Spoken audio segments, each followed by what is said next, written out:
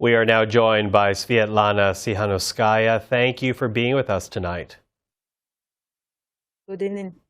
Now, your trip to Canada is not yet over, but already the Foreign Affairs Minister has announced further sanctions against the Lukashenko regime. Are you happy with what you've heard so far? I have to say that, first of all, I'm grateful to Canada for its strong commitment to democratic principles and staying with the Belarusian fight. I welcome the sanctions imposed by the Canadian government.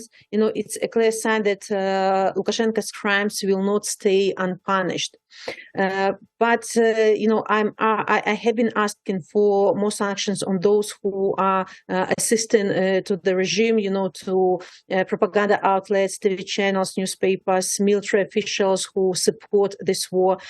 And the sanctions that are imposed are rather good, but I have to underline the sanctions work only with the assistance to civil society who need energy to continue their fight. So on our meeting, I asked more assistance to our media to counter propaganda, to our human rights defending centers, to different cultural and national initiatives. So this two-sided approach will be more efficient.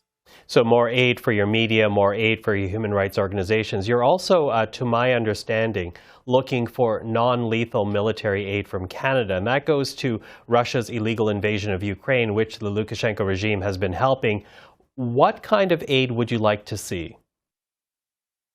That several hundreds of Belarusian military volunteers are fighting shoulder to shoulder with Ukrainians. So we ask Canada to support Belarusian volunteers within Ukrainian army with non-lethal equipment, warm clothing, first aid kits.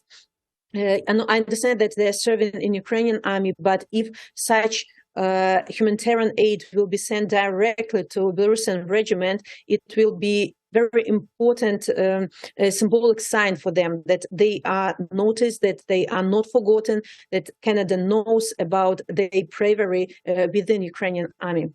So direct aid for Belarusian fighters. Now, you're also hoping for closer diplomatic ties with Canada. You're not in Belarus right now, but you have established a government in exile. What kind of ties are you hoping to achieve? So first of all, we need a constant person who will coordinate our actions and the actions of Canadian government. So I asked Minister Jolie to give mandate to Ambassador to Lithuania to give mandate to work with democratic forces of Belarus. It will be good. I am sure it will be good collaboration. Also, I ask Canada to be our voice in G7 or G20, for example, to keep Belarus in focus of the most powerful countries. Now, you still have meetings this week scheduled with the Prime Minister, also members of the Canadian Senate.